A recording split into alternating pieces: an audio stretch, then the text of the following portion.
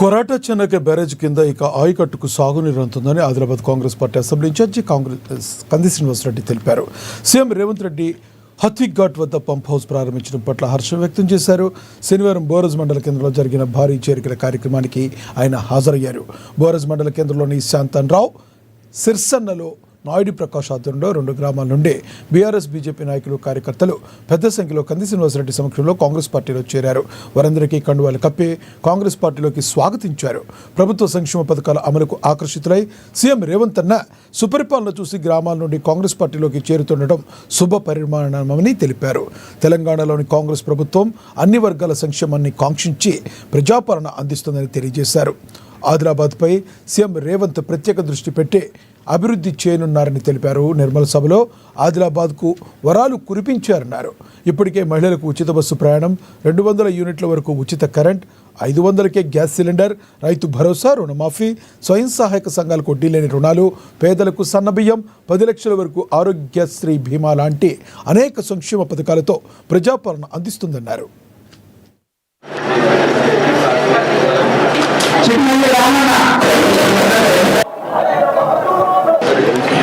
గరీబోళ్ళ కోసం పోరాడితేనే, ఎక్కడైతే గరీబోళ్ళ కోసం మనం పోరాడతామో అక్కడ మనందరికీ కూడా గరీబోళ్ళు ఆశీర్వాదం పెడతారు. ఎవరైతే గరీబోళ్ళ కోసం కొట్లాడతారో వాళ్ళు రాజకీయంగా ఎప్పుడు చెడిపోరు. ఎస్సీ, ఎస్టీ, బీసీ, మైనారిటీల కోసం, అలాగే అగ్రవర్ణాల పేదల కోసం, రైతుల కోసం కొట్లాడే వాళ్ళు ఎవ్వరు కూడా రాజకీయంగా ఓడిపోరు. ఇప్పుడు తక్షణం ఒక 10 ఓట్లతోని 15 ఓట్లతోని మనం ఓడిపోయి ఉండవచ్చు, కానీ భవిష్యత్తు మనదే. మీ అందరికీ అండగా నేనుంటా, మీ కష్టంలో నేను భాగం పంచుకుంటా, మీకు అందరికీ తోడుగా ఉంటా, మీకు కష్టం వచ్చినా నేను ఆదుకుంటా. మీ బిడ్డగా నేను కంది శ్రీనివాసరెడ్డిని మీకు మాటిస్తున్నా. బోరజు రాజకీయంగా నాకు ఎంతో భిక్ష పెట్టినటువంటి గ్రామం. ఎవరు నాకు ఎక్కువగా పరిచయం లేకపోయినా బోరజ్ గ్రామంలో పోయిన అసెంబ్లీ ఎలక్షన్లలో గణనీయమైనటువంటి ఓట్లు వేసిండు మీరందరూ కూడా.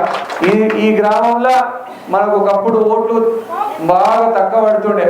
అట్లాంటిది మా బిడ్డ కంది శ్రీనివాసరెడ్డి, ఇతన్ని గెలిపించుకుంటే కనుక మన గ్రామం అభివృద్ధి చెందుతారనే ఉద్దేశంతో 50,000 ఓట్లు మనకు ఆదిలాబాద్ నియోజకవర్గంలో వచ్చాయి. చాలా తక్కువ మెజారిటీతో మనం ఓడిపోయినాం. కాంగ్రెస్ పార్టీకి 2009 ఎలక్షన్ల తర్వాత ఈ 5 ఎలక్షన్లలో 50,000 ఓట్లు ఎప్పుడు రాలే. చనిపోయి స్వర్గాన ఉన్నటువంటి చిలుకూరి రామచంద్రారెడ్డి గారికి దక్కినటువంటి గౌరవాన్ని, వారికి కూడా పాపం దక్కినటువంటి గౌరవాన్ని మీరు నాకు ఇచ్చిండ్రు. 50,000 ఓట్లతోని ఆశీర్వాదం పెట్టారు. మీకు తోడుగా ఉంటా, మీ కష్టాలలో భాగమవుతా. కాంగ్రెస్ పార్టీ మన కుటుంబం లాగా మనం అందరం కష్టపడి పనిచేద్దాం. మీకు ఈ గ్రామానికి బోరజ్ గ్రామం కానీ, సిరిసన్న గ్రామం కానీ, సిరిసన్న గ్రామంలో మనం ఎంతో గ్రాఫ్ ఇంప్రూవ్ అయింది. ఇప్పుడు మనం బ్రహ్మాండంగా గెలుపుకి దగ్గర వచ్చినాం. గెలిచినట్టే, మనమేం పెద్ద అధైర్యపడాల్సినటువంటి అవసరం లేదు. మీకు ఒకటి నేను చెప్తా, నేను గెలిచినా ఓడినా ఆదిలాబాద్ బిడ్డల కోసం, ఆదిలాబాద్ పేద ప్రజల కోసం, మీకోసం వచ్చే 30 సంవత్సరాలు నా పోరాటం కొనసాగుతూనే ఉంటుంది. మాట తప్పేది లేదు, వెనకడుగు వేసేది లేదు, మడమ తిప్పేది లేదు.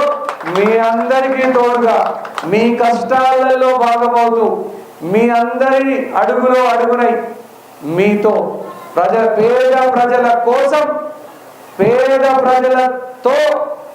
ప్రజల యొక్క బడుగు బలహీన వర్గాల కోసం మనం ఖచ్చితంగా నా పోరాటం కొనసాగుతూనే ఉంటుంది.